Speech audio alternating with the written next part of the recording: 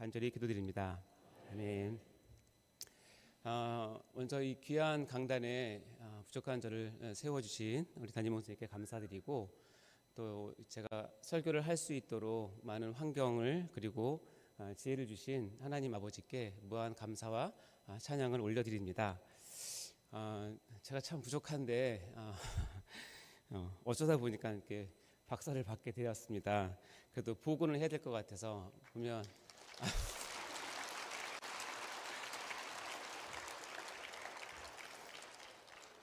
예, 박사를 받게 되었고, 또 담임 목사님께서 이렇게 또 수고했다고 하셨는지 모르겠는데, 예, 또 축하패를 이렇게 주셨습니다. 아까 축하패 잠깐 볼까요? 축하패 잠깐 볼까요? 없어졌나요? 너무 예쁘게 잘 해주셔서 감사합니다. 귀한 그래서 금박이잖아요. 요즘 금값이 엄청난데, 그래서 저 내용도 너무 좋지만 집에 가서 저 그 상표 뒤를 봤어요. 혹시 보증서가 있나 하고. 근데 있게요, 없게요? 있어요.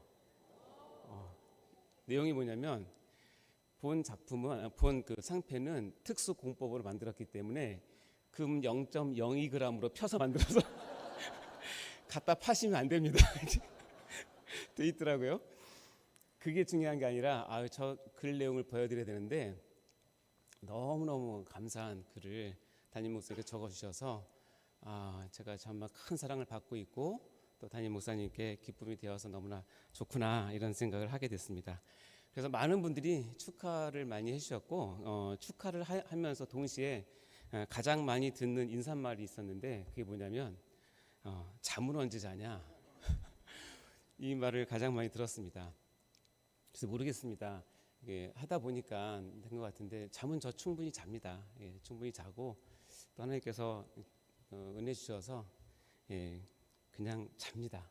자면 회복도 잘 되고 해서, 이런 말은 우리 담임 목사님께 하면 안 되는데 어쨌든 제가 오늘 이 말씀을 전할 자리를 명받으면서 제목을 뭘로 할까 하다가, 처음에 제목을 제가 박사가 박사에게라는 제목으로 하려고 했었어요. 왜냐하면 저는 이제 박사를 이제 박사를 받은 지 이제 오늘이 딱 10일째입니다. 그러니까 아주 초보 박사잖아요. 근데 여러분은 정말 생명나무 박사님들이세요. 정말 대단하시고, 생명나무를 담임 목사님의 목회 지도하에 생명나무의 거의 박사급 실천, 이론, 학문적인 거, 신학적인 내용들도 여러분 진짜 박사들이십니다. 고참 박사들이신데, 이 신참 박사가 고참 박사 앞에서 얘기를 하려니까 실은 너무나 떨립니다. 그리고 어쨌든 생명나무를 여러분께 평생 알려주신 담임 목사님 앞에서 생명나무를 논한다는 것 자체가 저에게는 진짜 이틀 동안 정말 힘들었습니다. 증거가 뭐냐고요? 제 입술 텄습니다. 그래서 이 생명나무 박사들이 많은 세해된 교회는 정말 축복받은 교회다라는 것을 많이 깨달았습니다. 제가 세해된 교회 와서 논문을 3개를 썼습니다. 첫 번째 논문은 목회학 석사 MDB라고 하는데요. 전염병과 팬데믹 상황에서 메디컬 처치 운영에 관한 연구해서, 우리가 한참 팬데믹 있고 이제 코로나 있을 때 메디컬 처치 운영에 대한 것으로 제가 논문을 목회학 석사를 썼고요. 두 번째는 신학 석사로 THM이라고 하는데요. 이제는 이제 일반 은총 관점에서 본 메디컬 처치의 사역 연구라는 제목으로 썼습니다. 그러니까 약간 좀 이제는 신학적인 내용이 들어갔죠. 그러다가 이번에는 어떤 거를 하나님께 쓰게 하실까 하다가 정말 고민 끝에 이걸 썼는데요. 철학 박사 PhD라고 하는데, 근데 왜 철학 박사인지 모르겠어요. 신학 박사는 신학 박사지. 근데 저렇게 부르더라고요. 책 제목은 뭐냐면, 논문 제목은 생명나무 열매로서의 건강한 교회, 그리스도와의 신비적 연합을 중심으로라고 제목을 전했습니다. 이 제목에서 3가지가 중요한 단어입니다. 다 아시겠지만 뭐죠? 첫 번째, 두 번째 뭐죠? 세 번째 뭐죠? 어떻게 알았어요? 저기 빨간색으로 되어 있네. 저 3 단어가 중심 단어고요. 이 오늘 설교의 주제도 그렇지만 논문의 주제는 뭐냐면 생명나무를 신비적 연합으로 이해하면 건강한 교회를 세울 수 있다가 주제입니다. 그래서 오늘 그 주제에 대해서 간단하게 여러분께 말씀을 드릴 텐데요. 어쨌든 제가 열흘 전에 이제 박사가 됐습니다. 그렇죠? 되게 어색하고 실은 저는 의학 박사는 아닙니다. 왜냐하면 의학 박사를 하려고 했다가 제가 그때는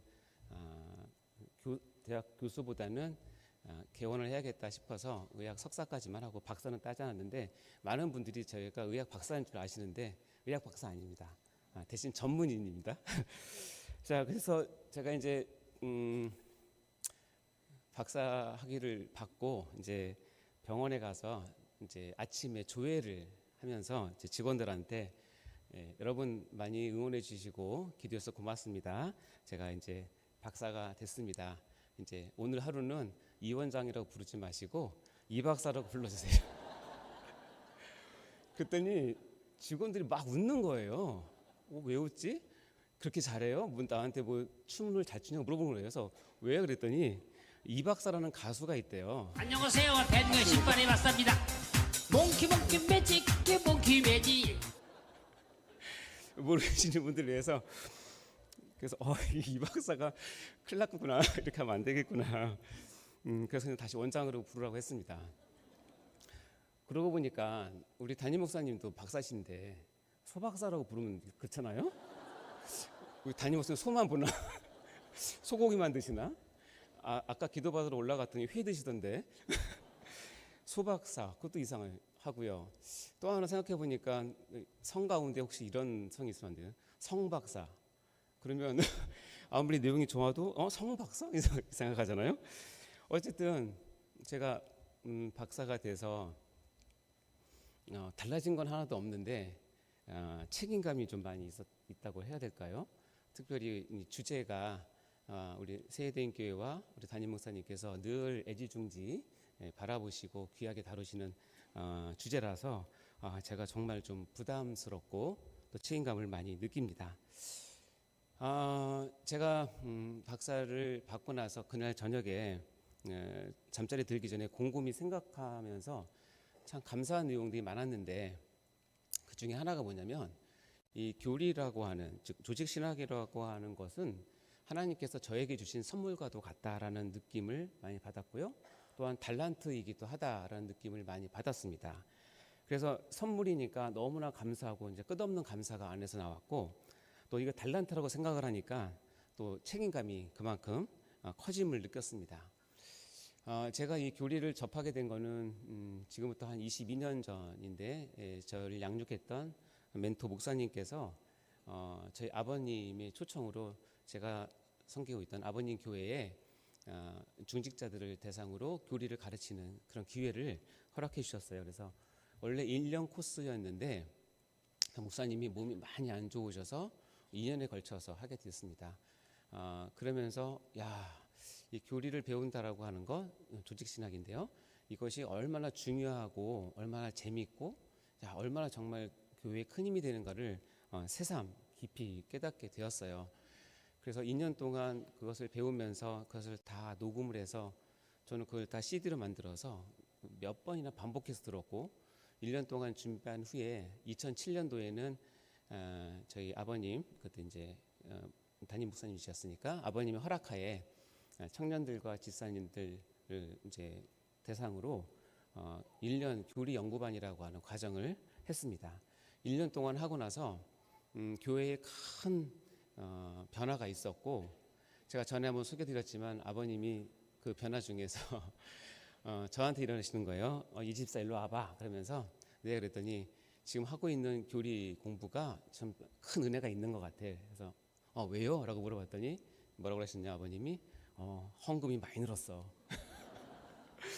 11조가 많이 늘었어. 그러니까 저는 그 가르치면서 헌금이나 11조 얘기는 전혀 하지 않는데 그분들이 스스로 은혜를 받으니까 말씀 가운데 들어오니까 그야말로 지갑이 열리고 주머니가 열려서 감사한 마음으로 기쁜 마음으로 이렇게 헌신하는 것을 보게 되면서 정말 말씀으로 변화되는 것 외에는 방법이 없구나 하는 것을 깨닫게 되었어요.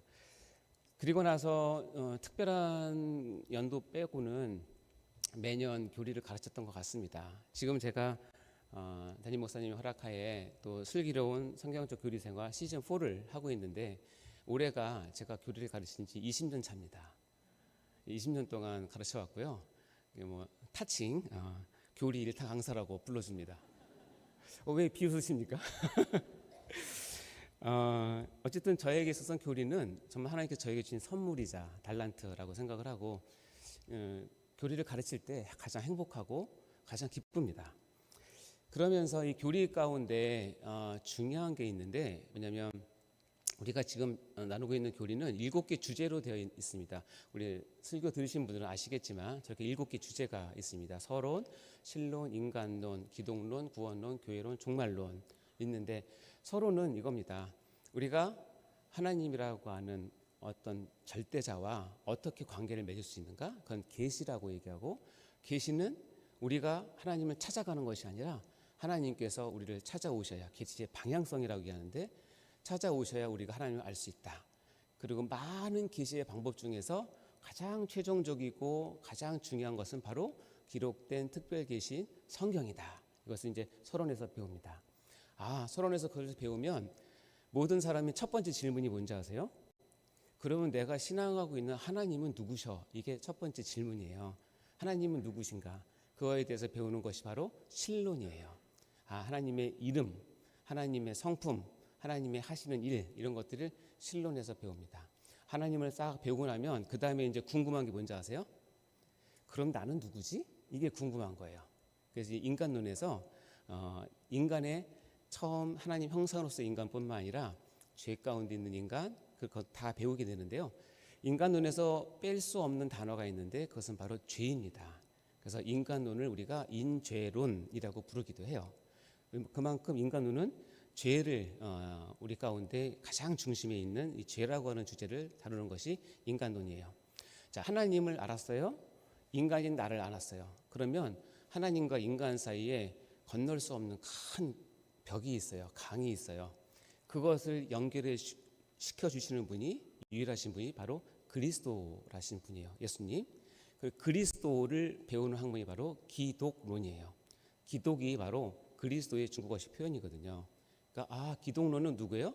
하나님과 인간 사이에 하나님은 이런 분이시고 인간은 죄 가운데 있는데 그것을 어떻게 해결하실 것인가? 그리스도가 오셔야 해결된다. 그래서 예수에 대해서 그리스도에 대해서 배우는 것이 기독론이죠. 자, 이렇게 신론, 인간론, 기독론 이 세 개가 합쳐서 만들어내는 놀라운 열매가 하나 있는데 그것이 뭐냐면 구원이에요. 그래서 구원이 어떻게 나에게 왔는지, 구원은 어떻게 우리에게 주어졌고 어떻게 봐야 되는지. 여러분, 구원은 단순한 것이 아니라 우리 구원론 가면 구원을 보는 각도가 여러 가지가 있어요. 다 은혜가 있고 다 깊이가 있어서 한쪽에 치우치시면 안 되거든요. 그게 구원론이에요. 잘 보면요, 신론은 주로 성부 하나님을 많이 이야기하고요. 기독론은 누굴 얘기하죠? 성자 하나님, 예수님을 얘기하죠. 그럼 누가 빠졌어요? 그렇죠. 성령님이 빠졌죠. 이 구원론이 바로 성령님께서 이 구원을 우리에게 어떻게 주시고 어떻게 적용시키는지를 보는 학문이에요. 그래서 구원론을 다른 말로 뭐라고 부른다? 성령론이라고 부릅니다. 성령은 뜨거운 거, 신비한 거, 변화되는 거 뭐 이런 그런 것이 아니라 첫 번째 성령님께서 우리에게 하시는 일은 뭐냐면 성부와 성자 하나님께서 만들어주신 구원을 우리에게 아주 자연스럽게 은혜스럽게 적용시키는 일을 구원론에서 합니다. 그리고 나서 가는 게 뭐냐면 교회론이에요. 앞의 내용들은 다 개인적인 거라고 생각하시면 돼요. 하지만 교회론은 그렇지 않아요. 교회는 복수예요. 제가 이제 늘 우리 가르치면서 설교를 가르치면서 늘 강조한 게 7가지 주제 중에서 강사인 제가 생각하기에 가장 중요한 주제는 뭐라고 말한다? 교회론이라고 얘기를 해요. 근데 그것을 내가 늘 그렇게 배웠기도 했고 가르치면서 교회론이 왜 중요하냐 이렇게 저는 설명을 했거든요. 앞의 내용들은 이미 정해진 거다. 내가 삼위일체 하나님을 몰랐을 때도 삼위일체 하나님은 삼위일체 하나님이셨고 내가 죄를 인정하든 인정하지 않던 나는 타고난 죄인이고 그렇죠? 그리고 그리스도께서 이 땅에서 하신 일들은 내가 바꿀 수 없어요. 그래서 받은 구원은 성령님의 은혜 가운데 받았어요. 거부할 수 없어요. 그런데 내가 할 수 있는 영역이 있어요. 그게 뭐냐면 교회론이에요. 교회론은 본인이 그것을 정확히 알고 행하지 않으면 교회론의 내용은 내 것이 되지 않아요. 따라서 저는 이 7개 종말 가운데 가장 중요한 것을 교회론이라고 항상 이야기를 합니다. 그리고 이 땅에서 교회로 살다가 하나님께서 부르실 때 우리는 종말로 들어가게 되는 거죠. 그래서 이 교회론을 너무나 강조하고 중요하게 생각하면서 늘 내 마음 가운데 한 가지 궁금한 게 있었는데, 근데 그러면 구원론에서 교회론으로 넘어갈 때 왜 그럴까? 왜 교회론이 중요할까를 늘 생각하게 됐어요. 그러다가 제가 이것을 가르치는 중에 담임 목사님을 만나고 나서 생명나무 신앙 그리고 그로 인한 목회를 통해서 교회론이 형성되는 것을 바라보면서 그래서 교회론이 중요하구나 하면서 힌트를 얻게 됐어요. 여러분이 로드십 신앙을 많이 얘기하잖아요. 로드십 신앙 또 신정주의 다 어디에서 뿌리를 두고 있냐면 이 생명나무 신앙에 뿌리를 두고 있다고 생각하시면 딱 맞아요. 따라서 이 힌트가 저는 오면서 그래서 교회론이 중요한 것을 이제 깨닫게 된 거죠. 그래서 생명나무 목회에 제가 큰 관심을 갖게 됐고, 그래서 담임 목사님을 보면서 이것을 어떻게 적용하고 어떻게 목회적으로 펼칠 것인가에 대한 항상 궁금증이 있었어요. 그러다가 제가 이제 박사 논문을 쓸 때가 돼서 오늘 읽은 본문 말씀을 제가 묵상하게 됐는데, 이 본문 말씀을 통해서 좀 더 깊이 있게 생명나무가 교회론과 연결되어 있구나 하는 그런 깨달음과 그 지혜를 얻게 되었습니다. 자, 오늘 본문 말씀인데 한번 제가 읽어보고 간단하게 말씀드리도록 할게요. 좀 길긴 하지만 중요하니까 특히 빨간색 된 부분을 주의해서 읽어주시면 감사하겠습니다. 다시 읽어보겠습니다. 시작. 나는 포도나무요 너희는 가지라. 그가 내 안에 내가 그 안에 거하면 사람이 열매를 많이 맺나니 나를 떠나서는 너희가 아무것도 할 수 없음이라. 사람이 내 안에 거하지 아니하면 가지처럼 밖에 버려져 마르나니 사람들이 그것을 모아다가 불에 던져 사르느니라. 너희가 내 안에 거하고 내 말이 너희 안에 거하면 무엇이든지 원하는 대로 구하라. 그리하면 이루리라. 너희가 열매를 많이 맺으면 내 아버지께서 영광을 받으실 것이요 너희는 내 제자가 되리라. 아멘. 여기서 보면 첫 번째 나온 것이 뭐냐면 나는 포도나무다라고 얘기를 합니다.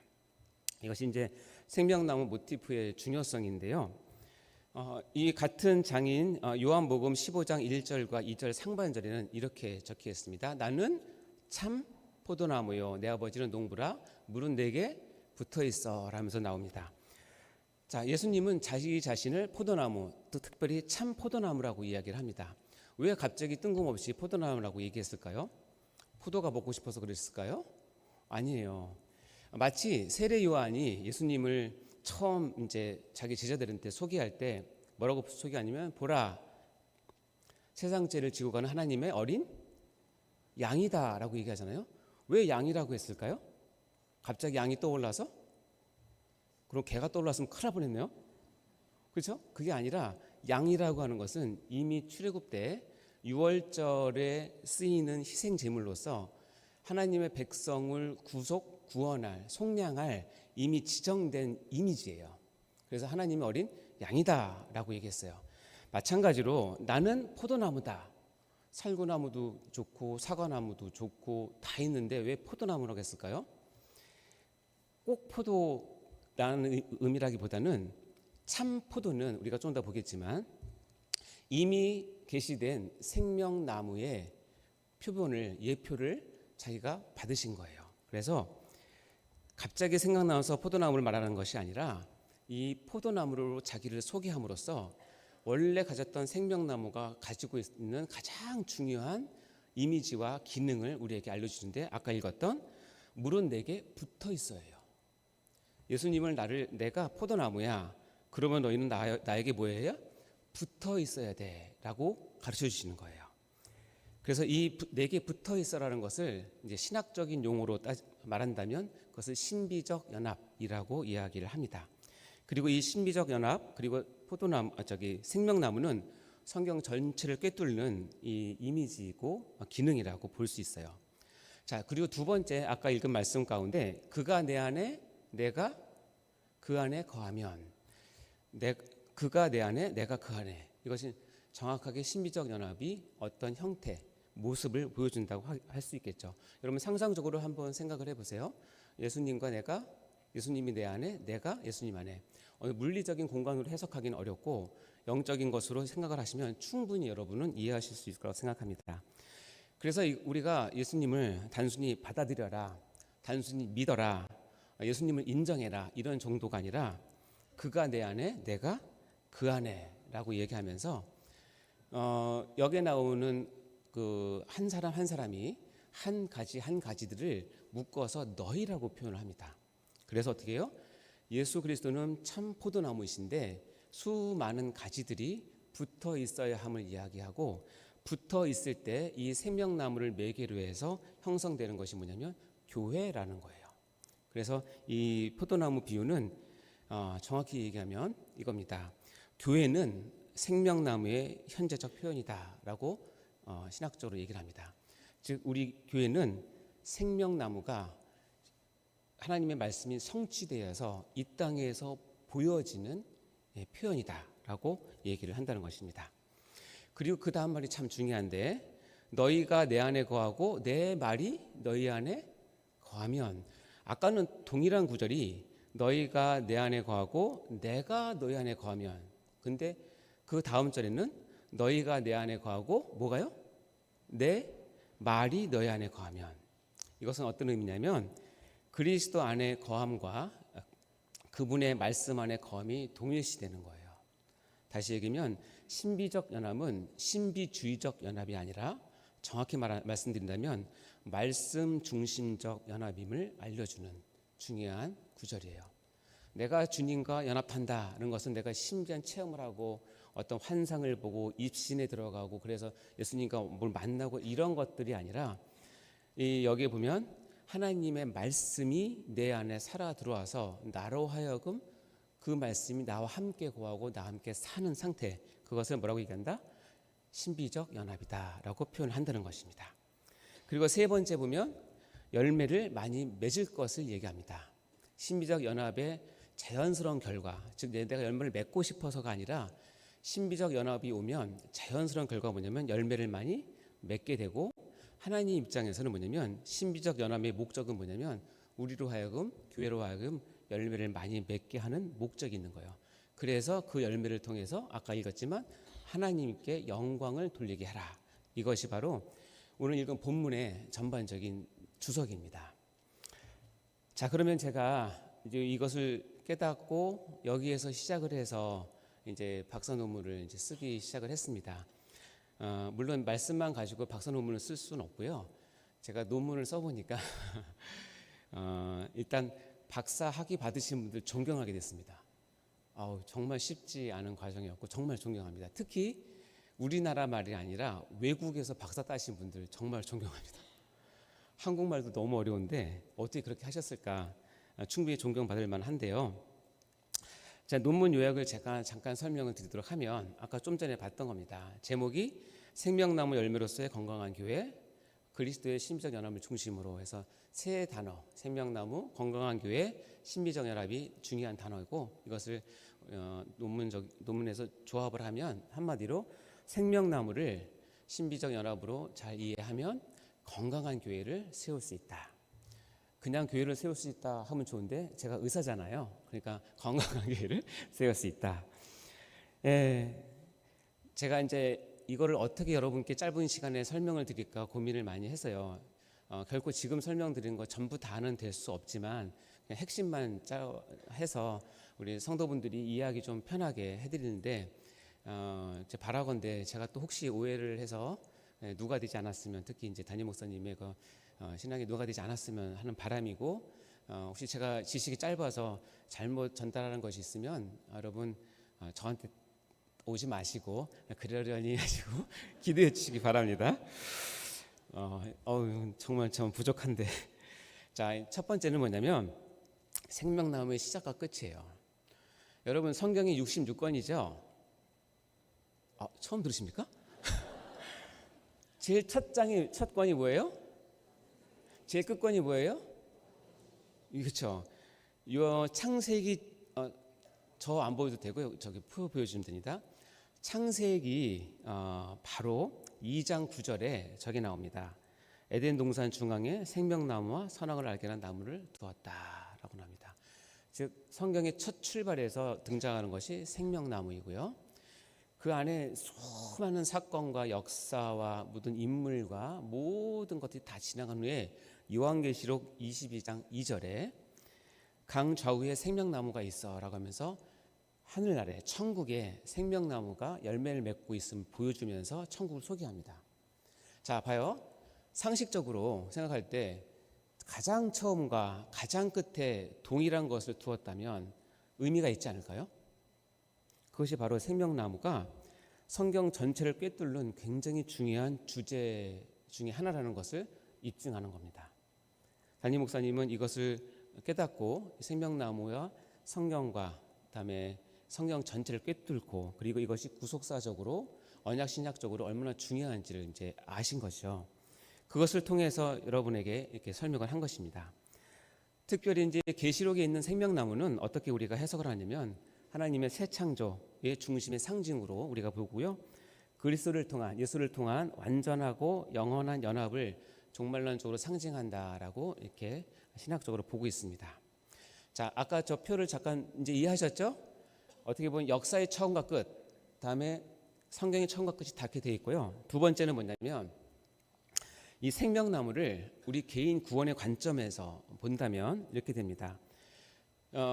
에덴 동산에 있는 생명나무를 하나님의 임재 관점, 다시 얘기하면 하나님께서 우리에게 생명과 복을 주시는 관점으로 생명나무를 바라본다면 저 생명나무는 큰 의미가 있는 거죠. 그래서 성례전적인 의미가 있고 또 하나님의 임재를 뜻하기 때문에 생명나무가 이제 접근할 수 없게 되었잖아요. 그래서 예표적으로 하나님께서는 구약 역사를 통해서 성막을 통해서 이 생명나무의 표현을 보여주시고 성전을 통해서 이것을 또 있게 하십니다. 그래서 성막과 성전의 그런 모형이나 그런 것들을 보면 생명나무가 가지고 있던 의미와 기능과 이런 것들이 많이 함축되어 있고 녹아 있죠. 신학적으로 다 이렇게 풉니다. 그리고 나서 결정적인 건 뭐냐면 이 성전이 누구로 완성이 되냐면 바로 여기 예수 그리스도로 완성이 됩니다.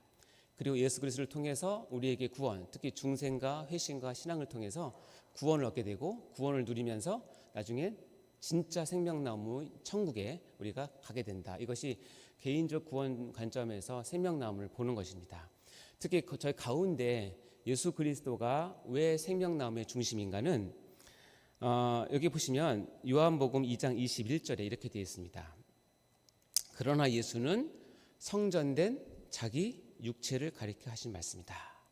즉 그 성전을 보면서 저 서 있는 건물인 성전이 진짜가 아니고 저 건물은 바로 나를 예표하기 위해서 서 있는 거야. 내가 진짜 성전이야를 얘기하는 거예요. 그럼 거꾸로 올라가면 뭐예요? 하나님의 임재를 뜻하는 성전, 성막 그 전에는 뭐냐면 생명나무예요. 결국 생명나무가 예수 그리스도라는 것을 강력하게 얘기하시는 거예요. 그리고 그 다음에 마태복음 12장 6절에 보면 이렇게 되어 있습니다. 읽어볼까요? 시작. 내가 너에게 이르노니 성전보다 더 큰 이가 여기 있느니라. 오히려 이제는 성전보다 더 크다고 자기가 얘기합니다. 믿죠? 그렇죠? 예표되는 성전보다 원형인 예수 그리스도가 가장 크신 분이고 이 예수 그리스도는 창세기 때 창세기 2장에서 생명나무로 우리에게 계시되었던 분이시죠. 그래서 우리가 흔히 쓰는 말로 생명나무를 붙잡는다라는 말은 뭐예요? 내가 예수를 주로 고백하고 로드십 신앙으로 하나님의 다스림 가운데 신정주의 삶을 사는 것을 생명나무를 붙잡는다 이렇게 표현하죠. 여러분 그렇게 잘하고 계십니까? 이 반대말이 뭐예요? 선악과 따먹는다. 그렇죠? 우리는 연약해서 생명나무를 붙잡을 수 있지만 여러분이 자의지로 그것을 거부하고 여전히 선악과 따먹으면서 그렇게 험악한 삶을 살 수도 있습니다. 그건 여러분이 결정하시는 거예요.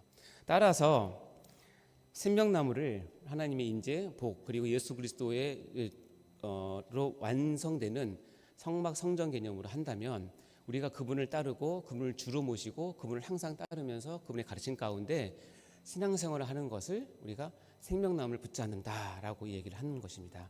이것을 우리 담임 목사님께서 너무나 귀한 찬양으로 우리한테 일목요연하게 알려주지 않습니까? 우리 생명나무 노래 한번 같이 불러볼까요?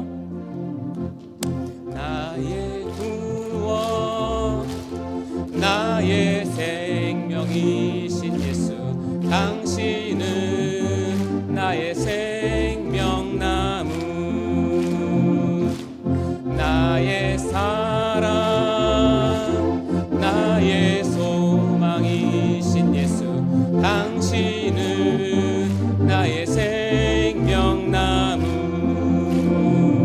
할렐루야 에덴 동산 중앙에 생명과 실 맺으며 푸르름 가득했던 생명나무 원망과 불평을 하지 않으며 아멘과 순종으로 생명나무 붙잡고 일어서리라.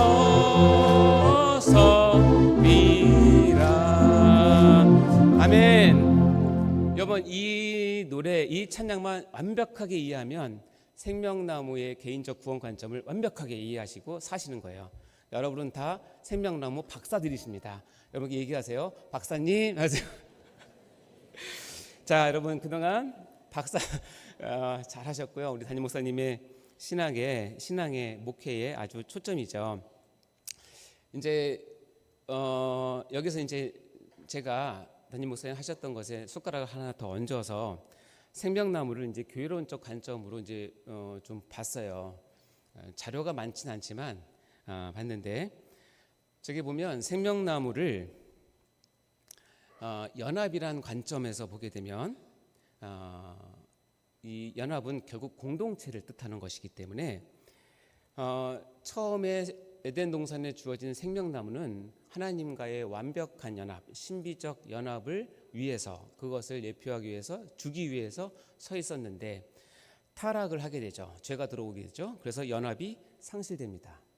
그 상실된 연합을 예수께서 오셔서 구속하심으로써 연합이 회복이 됩니다. 그 회복된 연합은 이제는 영화, 즉 하나님 나라 천국에 가면 연합의 완성이 됩니다. 따라서 생명나무를 연합의 관점에서 우리가 보게 된다면 아까 표 한번 다시 볼까요? 하나님과 연합의 관점에서 보게 된다면 이렇게 됩니다. 구약에서 보면 이스라엘 공동체를 아주 줄곧 포도나무 비유에 비교합니다. 열매 맺는 포도나무, 열매 못 맺는 포도나무, 참 포도나무, 들포도나무, 좋은 포도나무, 나쁜 포도나무. 그게 뭐냐면 이스라엘 백성을 포도나무에 비유를 해요. 즉 포도나무에 붙어있는 가지들로 왜 너희 열매를 맺지 못하느냐, 왜 이스라엘이 죄 가운데 빠져서 이렇게 타락했느냐 할 때 포도나무를 씁니다. 그러다가 우리가 오늘 본문인 요한복음의 참 포도나무에 가서 여기서 결정적으로 주님은 우리에게 신비적 연합의 핵심을 보여주죠. 아까 읽었던 말씀인데 요한복음 15장 1절과 2절 한번 자 보면 이렇게 되어 있습니다. 읽어볼까요? 시작. 나는 참 포도나무요 내 아버지는 농부라 물은 내게 붙어있어 라고 되어 있습니다. 아까도 얘기했지만 예수님은 참 포도나무임을 얘기하고 이것은 어디를 근거를 두냐면 생명나무에서 이미 예표된 것, 제시된 것을 본인이라는 것을 얘기해요. 아까 개인적인 구원을 할 때는 성전이 나다라고 얘기했잖아요. 그러나 공동체를 할 때는 뭐요? 포도나무가 나다라고 얘기하는 거예요. 그래서 이 포도나무를 통해서 아까 읽었지만 내가 그 안에 그가 내 안에 내가 그 안에 거한다. 즉 신비적 연합을 우리에게 알려줍니다. 그래서 신비적 연합이라는 것을 여러분 조금 어렵게 느끼시겠지만 더 어렵게 하기 위해서가 아니고 보니까 칼빈, 다음에 헤르만 바빙크, 캠벨, 웨스트민스터 신앙 고백서 등에 보면 신비적 연합에 대한 여러 정의들이 있는데요. 그것을 합치면 이렇게 됩니다. 어려운 거 아닌데요. 한번 좀 읽어볼까요? 시작. 신비적 연합은 성령께서 믿음을 통해 신자를 그리스도와 인격적으로 하나 되게 하심으로써 신자가 그리스도의 의와 생명에 참여하고 그리스도와 함께 죽고 부활하며 그리스도 안에서 새로운 피조물이 되는 구원의 핵심의 실제이다. 그리고 하나님께서 예비하신 복을 누리게 하는 근거다라고 신비적 연합을 정의했습니다. 저게 신비적 연합입니다. 저것을 이제 조직 신학적으로 뒷받침하는 것인데 여러 신학자들이 많은데 여러분 좀 아시는 분은 칼빈은 이중은혜라고 하는 신학을 통해서 연합, 그리스도와의 연합이라고는 뿌리에서 칭의와 성화라고는 두 가지 은혜가 동시에 흘러나온다. 그래서 이중은혜를 통해서 저것을 뒷받침했고요. 다시 얘기하면 칭의와 성화는 따로 있는 것이 아니라 그리스도께 연합되어야지만 얻을 수 있는 것이다. 그리고 더 나아가면 구원의 모든 과정들은 그리스도와의 신비적 연합에서 파생되는 산물이다라고까지 얘기를 합니다. 다음에 헤르만 바빙크는 교회를 유기체 모티프로 봤어요. 그러니까 교회는 눈에 보이는 제도뿐만 아니라 눈에 보이지 않는 유기체로 정의를 했거든요. 신학적으로. 유기체가 뭐예요, 여러분? 피가 통하고 살이 통하고 온도가 통하고 감정이 통하는 것을 유기체라고 얘기를 하는 거예요. 교회는 살아있는 유기체다라는 것을 헤르만 바빙크가 했어요. 이 두 가지를 통해서 신비적 연합이 얼마나 중요한지, 그리고 예수 그리스도께서 요한복음 15장에 바로 이것을 공식적으로 선언했죠. 그래서 많은 신학자들은 요한복음 15장을 생명나무의 가장 핵심적인 구절로 잡으세요. 그래서 우리가 그리스도와 연합하는 것이 얼마나 중요한지를 알려주죠. 그리고 나서 다시 표 한번 볼까요? 아까 그 표 잠깐 보여주시면 좋겠습니다. 그 전 거, 네, 그 전 거 잠깐 보여주세요. 그리고 나서 신비적 연합을 통해서 이 교회 이 시대에 들어가서 사도 바울이 늘 강조했던 100여 회 이상 썼던 그리스도 안에서라는 엔크리스토스라고 하는 것이 바로 이 신비적 연합을 교회론적으로 풀어낸 것이 그리스도 안에서라는 뜻입니다. 이것을 통해서 우리가 어떤 걸 알 수 있냐면 결국 신비적 연합이라는 것은 개인적인 구원론에서 더 확장되어서 교회론으로 확장되어야 함을 우리가 알 수 있다라는 얘기입니다. 다시 얘기하면 생명나무를 초기부터 시작을 해서 우리가 쭉 계시록까지 있는 것이 이 예수 그리스도 오심으로 인해서 아까도 설명했지만 교회는 이 생명나무의 현재적 표현이다라고 하는 것을 우리가 알 수 있는 것입니다. 자, 그러면 이제 마지막 보면 이 교회를 그 신비적 연합을 통해서 또 그리스도 안에서라는 것을 통해서 하나님께서 원하시는 것이 있는데 그것이 바로 건강한 교회의 열매를 원하신다는 것입니다. 다음 보여주시겠어요? 그 전 거 보여주시면 됩니다. 예, 저기 보시면 이 교회가 신비적 연합과 그리스도 안에서 결국 열매를 많이 맺어야 된다라고 되어 있고요. 그 열매를 이제 어떤 것이 중요한지를 한번 연구를 해봤는데 다음 5가지를 제가 정리를 논문에서 했는데요. 생명나무 열매로서 교회가 섰을 때 이것이 생명나무와 연합된 신비적 연합이 된 표지가 무엇인가를 5가지로 정리를 했는데 첫 번째는 오늘 우리 담임 목사님 말씀하셨듯이 말씀의 순수한 선포, 하나님 말씀을 분명하게 정확하게 말씀 그대로 선포하는 것이 교회의 가장 첫 번째 징표다. 그리고 두 번째는 성례전의 올바른 집행, 그다음에 세례와 성찬 이것을 정확하게 잘 해야 된다. 그리고 권징의 신실한 시행 이런 것들이 교회의 징표입니다. 그리고 이 3가지는 제가 결정한 것이 아니라 이미 조직신학에서 교회가 참 교회인지를 보는 3대 표지가 바로 저 3가지입니다. 저거는 움직일 수 없는 것이겠죠. 근데 여러분 중요한 게 뭐냐면 저 3가지를 해야 참 교회가 되는 것이 아니라 그리스도와의 신비적 연합에 들어가야 저 3가지가 가능하다는 것입니다. 순서를 바꾸시면 안 된다는 거예요.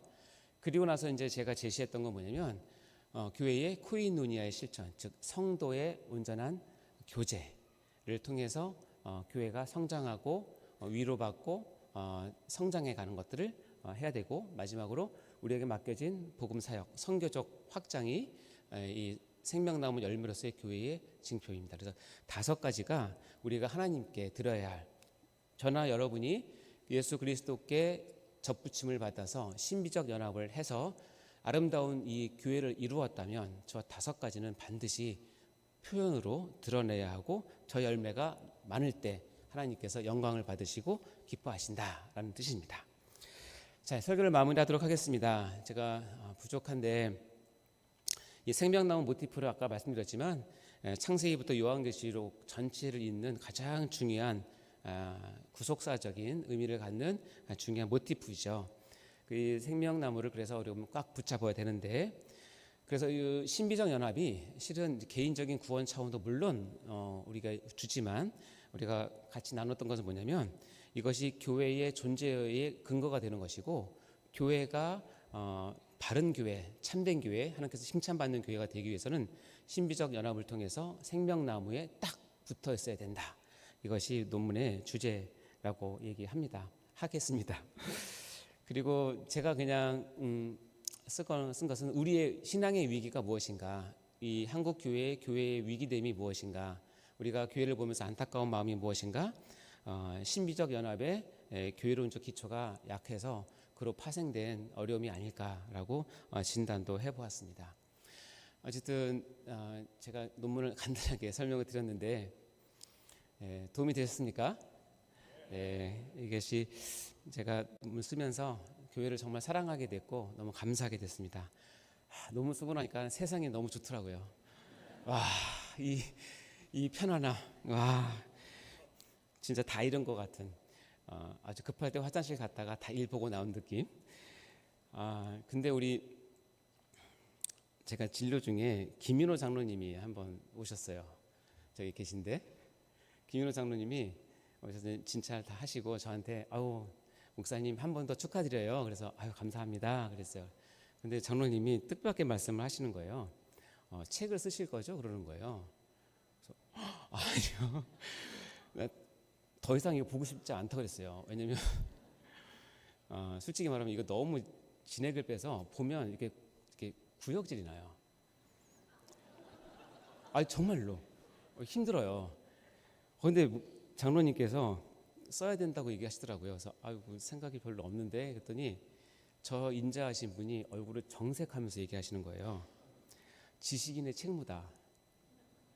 박사까지 썼는데 박사 논문을 거기다 묵혀두는 것은 지식인의 책무고, 본인은 자기 제자들에게 박사 논문 쓴 제자들은 1년 이내에 책을 쓰게 한다라고 하시더라고요. 아주 듣기 싫은 말이었는데 그게 하나님 말씀 드리고 확 마음에 와닿았어요. 제가 쓸지 안 쓸지는 여기서 약속은 못 드리지만 이게 하나님께서 도움이 된다고 하시면 쓰게 하실 마음을 주실 거라고 믿고, 그런 귀한 권면을 주신 장로님께 너무나 감사하고 존경합니다. 그리고 제가 이제 이 논문을 쓰고 마지막 하나님께 고백했던 것이 있는데 잠깐 영상을 통해서 고백을 나누고 기도하고 마치도록 할까요?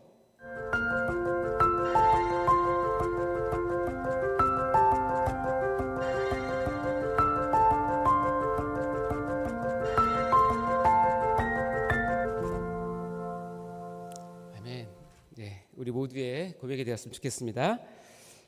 사랑하는 성도 여러분, 생명나무를 꼭 붙잡고 실천하시는 성도 여러분, 너무나 귀하고 너무나 잘하셨고 절대로 떨어지시면 안 됩니다. 아멘. 그리고 생명나무 신앙을 알려주고 이 목회를 통해서 생명나무의 귀함을 깨닫게 하시고 도전을 주신 담임 목사님께 또 진심으로 감사를 드리고요. 부족한 제가 무엇이 간데 하나님 말씀과 교회를 이렇게 섬길 수 있는 자리와 기회를 주셔서 너무나 감사하고, 성도 여러분 기도 많이 해주시고 응원 많이 해주셔서 너무나 감사합니다. 어쨌든 이 말씀을 통해서 다시 한번 생명나무가 얼마나 귀한지 교회론적으로도 다시 한번 마음에 새기는 그런 귀한 시간이 되었으면 좋겠습니다. 기도하겠습니다. 하나님 아버지 감사합니다. 무익한 종이 하나님께서 주신 지혜로 썼지만 너무나 부족해서 너무나 얼굴을 들 수가 없습니다. 그러나 하나님께서 이것을 통해서 하고자 하시는 말씀이 계시다면 꼭 이루어 주시고, 특별히 생명나무가 한국교회 가운데 특별히 우리 담임 목사님께서 개척하시고 펼치셨던 이것 가운데 작은 도움이 되길 간절히 바라고 소원합니다. 무엇보다도 이것이 학문에 그치는 것이 아니라 우리 성도들 한 사람 한 사람의 마음이 생명나무를 붙잡고 승리하게 도와주시고, 우리 세eden 교회가 생명나무를 붙잡는 신앙 공동체, 생명나무의 공동체, 예수 그리스도 안에서 참 교회로 서서 천국 갈 때까지 그 열매를 맺어드리는 저희 모두가 될 수 있도록 축복하여 주옵소서. 감사드립니다. 이 모든 말씀을 예수님 이름으로 간절히 기도드립니다. 아멘. 할렐루야.